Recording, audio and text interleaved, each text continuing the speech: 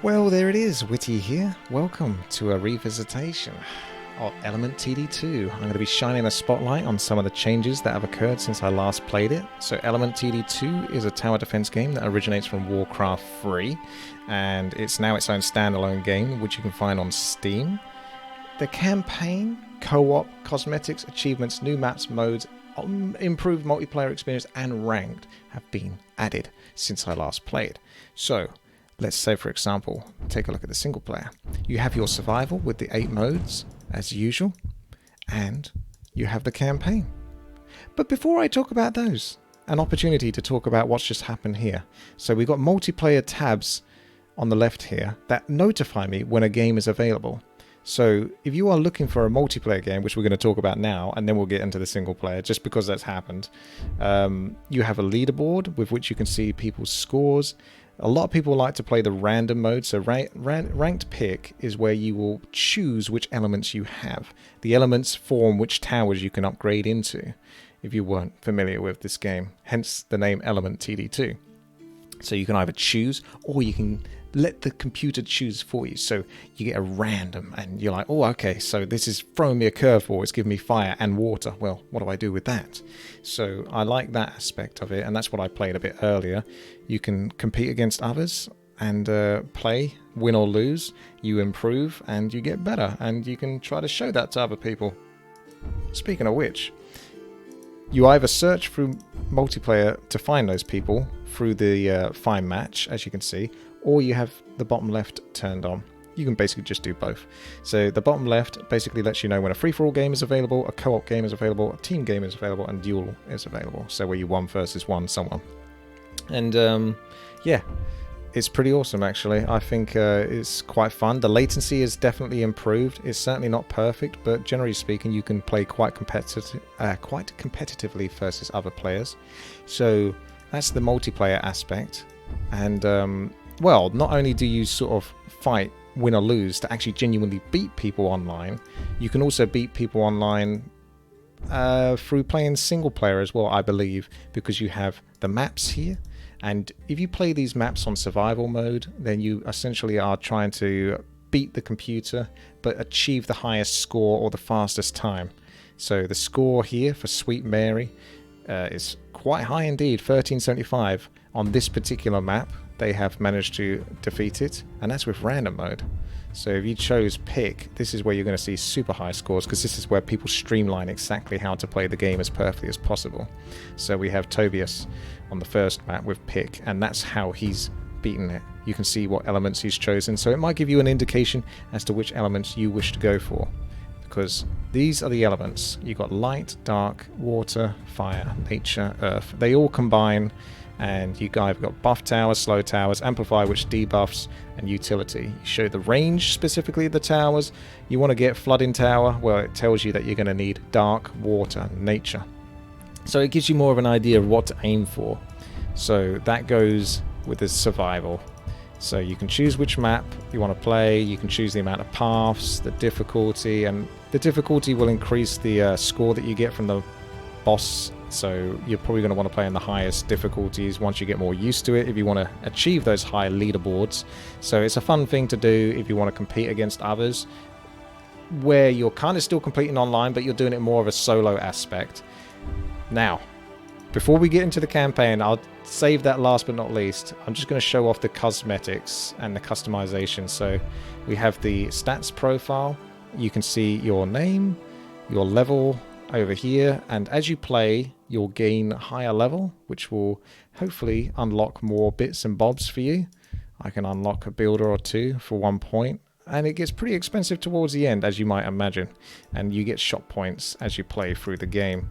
So yeah, you can get a hat for your builder, and your builder is the flashy looking dude that essentially creates the towers for you. And each player has their own builder, so they can show off how they've customized their builder. And on top of customizing your builder, you can of course customize your tower and put a hat on it, because why wouldn't you? So you can even see how certain hats look on certain towers, if that really floats your boat. Now the thing I really like is the achievements tab. This is just... Oh, look, another game is available for free-for-all. We're not going to take that, though, because we're recording. But you can easily just decline or join at your leisure. And, yeah, the profile here indicates what achievements are available. Clear a full length in 35 minutes or less. That's pretty tough. So, you got achievements here for single player. I think some maybe for multiplayer. But win the first place in a free-for-all game. Well, that would probably be multiplayer, that one. But there's also get a boss score of at least 500. Cow Farmer, clear mission 1 in less than 4 minutes and 15 seconds. So that's a campaign achievement. So the thing I like is you got multiplayer, you got single player. You can either compete multiplayer with single player and getting the highest score, or physically, you know, against other players at the same time. And you can also compete against yourself by essentially completing achievements, which will make you feel good. You know, if you feel like you've played enough of the game in multiplayer or the campaign, you might look at the achievements tab and you think, okay, I like this one. I'm going to clear mission 8 in 12 minutes or less because I didn't do that before when I was doing it on the campaign. Boom, 2,000 experience. It's just something to aim for, something to give yourself, you know, another task, another challenge. So we have our multiplayer, we have our single player, and we have our cosmetics. But there's one last thing in single player, which is the first thing I was originally going to talk about, is of course the campaign. So we have the chapters, and there's multiple chapters, and each chapter has a bunch of missions. So you can see you got a score system here of 1 to 4 stars. The amount of stars you get is dependent upon the score that you get whilst playing. So I just about managed to beat this map, just about, with the base towers, which is the arrow and cannon. Nothing special, but just about. It was pretty tough and it took a few attempts, but getting 402 gave me 4 stars. And each level that you beat in this gives you unlock points, or it unlocks points that you can use towards the next level. So say for example, let's take a look at mission 2, right? Just drag and build. Clear mission 2. Actually, no, let's concentrate on mission 1 because we had that achievement, right? Clear mission 1 in less than 4 minutes and 15 seconds. I'm going to try to do that one. I'm not sure if it's dependent on what difficulty you're playing, but we're going to try to do that one. Might just do that in normal just to see if I can do it. And pick normal, for example, and go on start. Because I've completed a couple of levels, so now I've unlocked nature. And I didn't use this before last time, but as you unlock campaign levels, you can spend your points. Your points are down here, but I've used my points up unlocking the nature. But you can unlock more and more, which allows you to play through some of these levels. So say, for example, you're struggling on this level in particular. If you work your way on these levels and try to gather the points, it should hopefully give you enough points to unlock what you need to get through this. Because this will tell you which creeps you're going to fight against. And it will say, for example, okay, a lot of them take extra damage from water, or they take extra damage from light. So obviously you're going to want to spend your unlock points on water and light, right? So that's kind of the way the campaign works, is the first time you go through the levels, you're very unlikely to be able to beat them at 4 stars. But you might still be able to defeat them. And then what you do is you go back after you've unlocked enough points to get those 4 stars. So again, that's kind of like a achievement hunting. So I'm going to have a little go at normal Fear the Cows and see if we can beat it in 4 minutes and 15 seconds. I certainly hope we can, just to show you off some of the gameplay as well.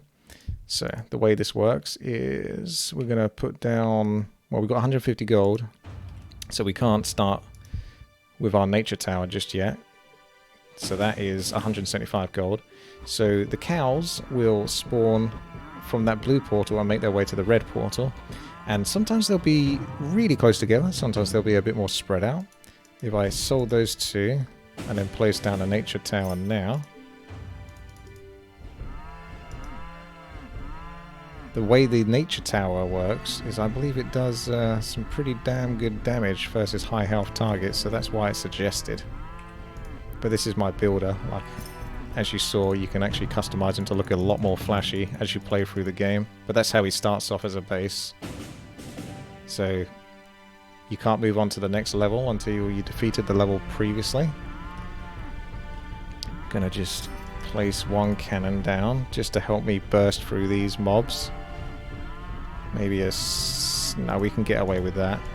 You got this interest at the top right there, so if you was to sell, I get free gold. You can't actually build and sell quite as exploitively as you could previously. You don't have 100% sell back, basically. You have like a 99% sell back. So if a tower costs 75 gold, the cannon tower, the arrow tower, you get 74 gold back. But you get gold back, you get interest based on how much gold you're floating. So the more gold you're floating, now I've gone over 100 gold, I'm going to get 2. So you can sort of manipulate quite a lot. Now the idea between me building these nature towers is really to help me get that speed run, right? I don't know if it's going to work though, but we want to kill the levels as quickly as possible, ideally. That way we can progress. I forgot, well, in case you didn't see the first time, you can actually change the speed, so you don't have to go through the levels super slow, right? So let's get going. I'm kind of nervous now. I'm putting all of my faith in the nature towers, just hard carrying me here. Just for the speed. So you can times that. What time we got? We've got 2 minutes 16, so it's looking very good. Definitely put that down to 1 speed. Build another nature tower, then go back to ×4 speed. So this is the beauty of this speed thing, right? Is you don't have to go all the way from scratch. You do go from scratch, but you can get back to where you are quickly, right? Without wasting too much time. If you're trying to do certain challenges or play the campaign, you don't get too frustrated because you can actually go through it really fast. It's funny because this makes this level look so easy, but you want to do this level. I mean, I am playing on normal difficulty as well, but yeah, you just want to do whatever it is to get you those points. I think we've all been there when it comes to achievement hunting. But this looks like a noob with the mass nature tower, but it's only because the nature towers are really highly suggested versus single targets, like high health mobs. Oh, hell yeah. And there you go. So I only get 2 rating there because of the normal difficulty. So the difficulty gives these multipliers, okay? And these multipliers basically increase the amount of gold points you'll get when you kill mobs. So you really want to play on the hardest difficulty, but I didn't want to fail that because I'm recording.